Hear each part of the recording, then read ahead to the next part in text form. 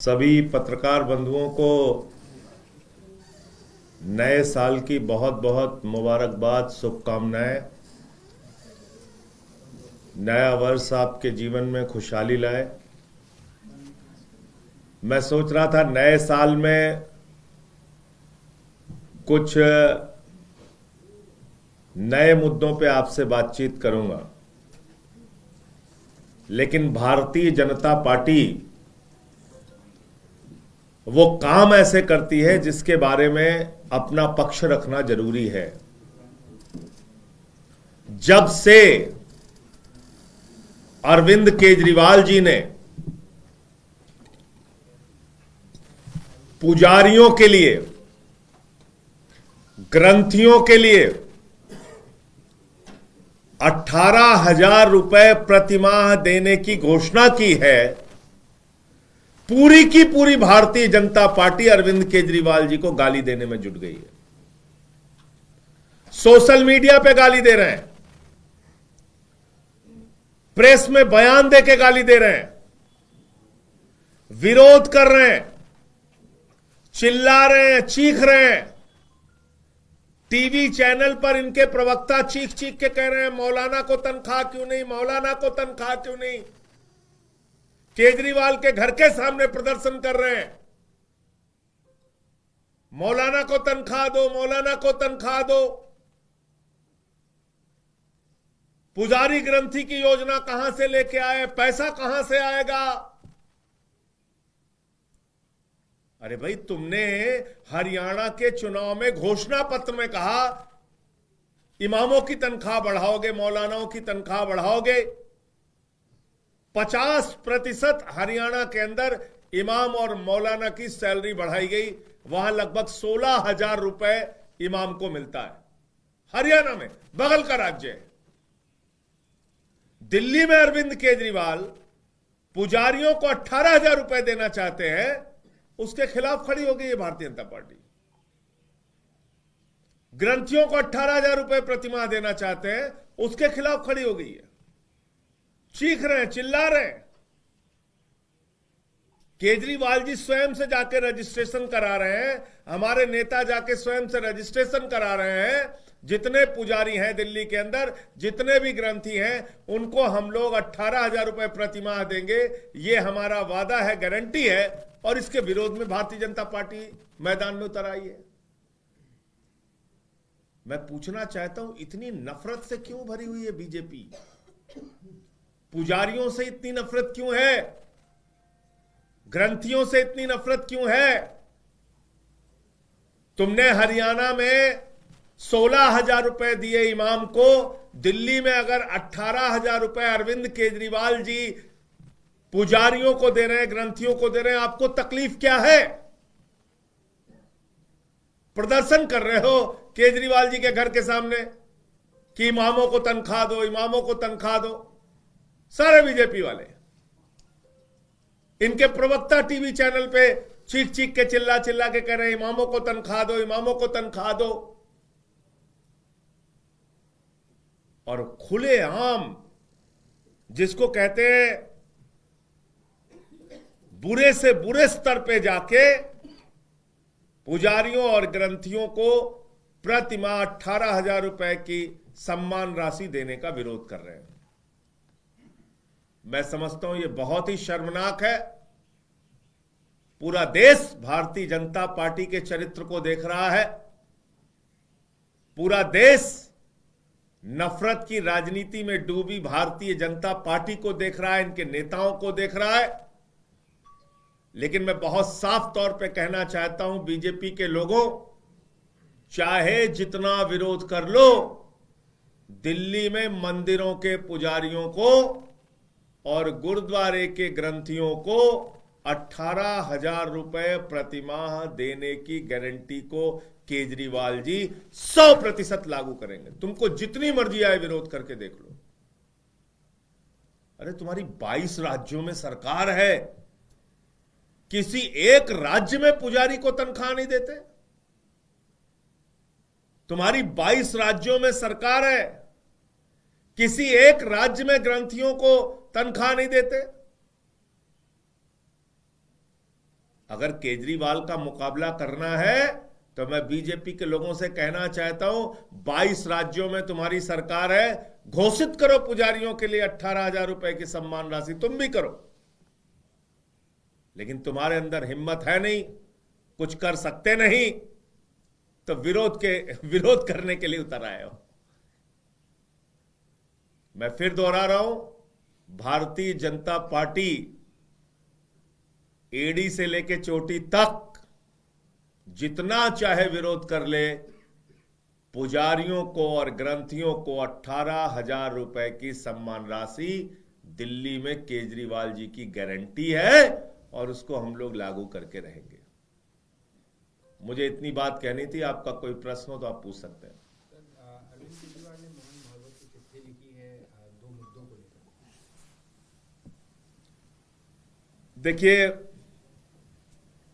एक तरफ आरएसएस स्वयं को कहती है कि हम एक सामाजिक सांस्कृतिक संस्था हैं, हमारा राजनीति से कोई लेना देना नहीं,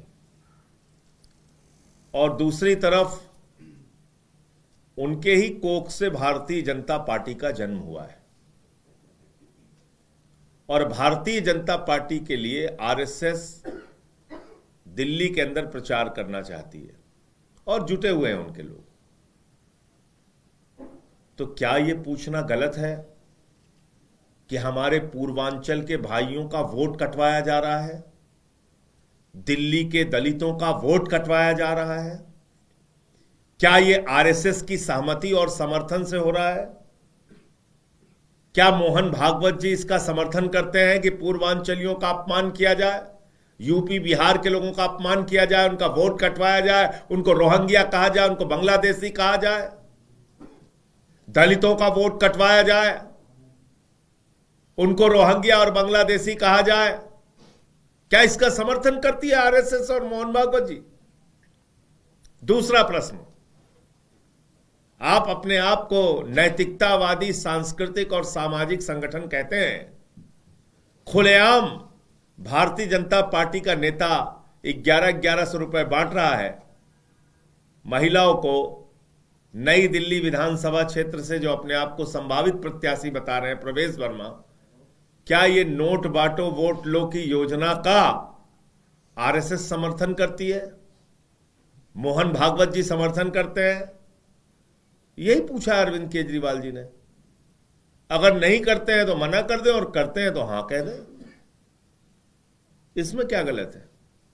सर, आप ये कह रहे हैं कि भारतीय जनता पार्टी मुसलमानों का और उनके धर्म गुरुओं का सम्मान करती है, जबकि हिंदू, उनके पुजारी और सिखों के ग्रंथियों का अपमान कर रही है। मैं जो देख रहा हूं, जो आपके सामने है, वो बता रहा हूं, और वो ये है कि 50% सैलरी इन्होंने हरियाणा के अंदर इमामों की बढ़ाई, मौलानाओं की बढ़ाई। ये तो सर्वविदित सत्य है, किसी से छुपा नहीं है। खट्टर साहब का सबने सम्मान भी किया और 16,000 रुपए वहां सैलरी मिलती है इमामों मौलानाओं को। 22 राज्यों में बीजेपी वाले पुजारियों को और ग्रंथियों को सम्मान राशि नहीं दे पा रहे हैं। दिल्ली में अगर अरविंद केजरीवाल जी ने 18,000 रुपए की सम्मान राशि पुजारियों और ग्रंथियों के लिए घोषित की है, तो उसका विरोध क्यों कर रहे हैं? मैं तो यह पूछ रहा हूं, आपसे खुद कोई काम होता नहीं, केजरीवाल कुछ करते हैं उसका विरोध करते हो, हमसे सवाल पूछ रहे हो कि बताओ कैसे करोगे, पैसा कहां से आएगा? अरे बेईमानो, याद करो, तुमने बिजली फ्री का भी विरोध किया था। हमने दिल्ली में बिजली फ्री करके दिखाया, केजरीवाल जी ने। बीजेपी ने पानी फ्री का भी विरोध किया था, केजरीवाल जी ने पानी फ्री करके दिखाया। शिक्षा, इलाज, मोहल्ला क्लिनिक, इन सब का विरोध किया था। फरिश्ते स्कीम का विरोध किया था, यहां तक कि सीसीटीवी कैमरे लगाने का विरोध किया था। वो भी काम करके दिखाया केजरीवाल जी ने। माताओं बहनों के लिए बस की यात्रा जब हमने फ्री करना चाहा दिल्ली में, केजरीवाल जी ने हर स्तर पे उतर के उसका विरोध किया, फिर भी हमने वो योजना लागू करके दिखाई। और भारतीय जनता पार्टी क्या, कौन सी पार्टी है? 2 करोड़ नौकरी के नाम पे झूठ बोला, 15 अगस्त 2022 तक पक्का मकान देने के नाम पे झूठ बोला, काला धन ला के 15 लाख देने के नाम पे झूठ बोला, किसानों के फसल का दाम दोगुना करने के नाम पे झूठ बोला, पेट्रोल 50 रुपए का हो जाएगा, डीजल 40 रुपए का हो जाएगा, सिलेंडर सस्ता हो जाएगा, रुपया मजबूत हो जाएगा, इनकम टैक्स माफ हो जाएगा पूरे हिंदुस्तान में। क्या क्या झूठ नहीं बोला इस देश के लोगों से। तो बीजेपी ने तो इस देश के नौजवानों के पीठ में छुरा मारने का काम किया है। पीटे जा रहे हैं बेरोजगार नौजवान, बिहार में आप तस्वीर देख सकते हैं, नौकरी नहीं दे पा रहे हैं। वो हमसे सवाल कर रहे हैं, अरविंद केजरीवाल से, जिन्होंने वादे से ज्यादा काम करके दिखाया। तो इसलिए जो केजरीवाल की गारंटी होती है वो लागू होती है। हमने लागू किया और सारी योजनाएं लागू करें। सर एक सवाल है सर, अभी एक प्रेस कॉन्फ्रेंस की थी जिसमें उन्होंने वादे गिनाए जो आम आदमी पार्टी ने किए थे, पूरे नहीं किए। ये भी कहा कि आम आदमी पार्टी में भ्रष्टाचार विविधता के रूप में अलग अलग मामलों में अलग अलग। सुधांशु जी से पूछिए उनके परिवार का और उनका स्वयं का 15 लाख आया कि नहीं आया, इतना पूछ के जवाब दे दीजिए। सर कल अरविंद केजरीवाल जी मरकट वाले बाबा मंदिर गए थे। उन पुजारियों का कहना है कि उन्हें ज्यादा उम्मीद नहीं है कि ये स्कीम इम्प्लीमेंट होगी और 18,000 उन्हें मिलेंगे, क्योंकि ये एक पोल प्रॉमिस उसे बता रहे हैं। और हालांकि वो होपफुल है, ऐसा उनका कहना है, बट उम्मीद है उन्हें कि मिलेंगे, लेकिन विश्वास नहीं है कि मिलेंगे। इस पर आपका क्या कहना है? तो हर असंभव को संभव करके दिखाना केजरीवाल का नाम है, तो वो इसको भी संभव करके दिखाएं। प्रतीक्षा की सवाल ये है सर, बीजेपी पे आरोप लगा रहे हैं कि वो हरियाणा में इमामों को तनख्वाह दे रहे हैं, तो दिल्ली में भी दिल्ली वक्फ बोर्ड पैसा देती है। समस्या किस बात से? नंबर 1। नंबर 2, आपके नए स्कीम पे इसलिए भी सवाल उठ रहे हैं क्योंकि 17 महीने से इमामों का 18,000 और 16,000 जो अजान पढ़ते हैं उनका बकाया है, पेमेंट नहीं हो। तो वो देखना हमारी सरकार का काम है, उसको हम देखेंगे।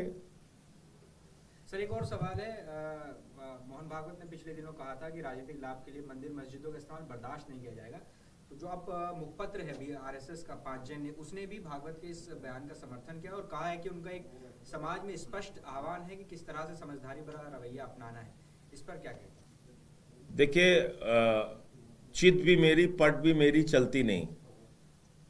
बीजेपी के लोग खुद बवाल खड़ा करते हैं, सरकार प्रायोजित हिंसा होती है, हिंसा करने वालों को पुलिस की सुरक्षा मिलती है, और भागवत जी कह रहे हैं कि उनको इस सब के बारे में कुछ पता नहीं।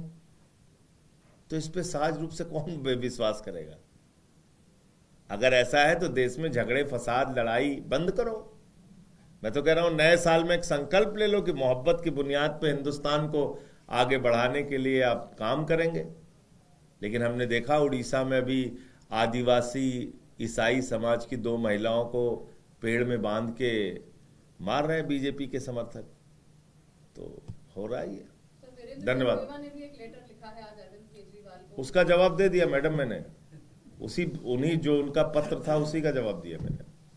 भारतीय झूठा पार्टी है बीजेपी, और हम सच की बुनियाद पर राजनीति करते हैं, और केजरीवाल जी ने जितने वादे अब तक किए हैं सब पूरे किए हैं।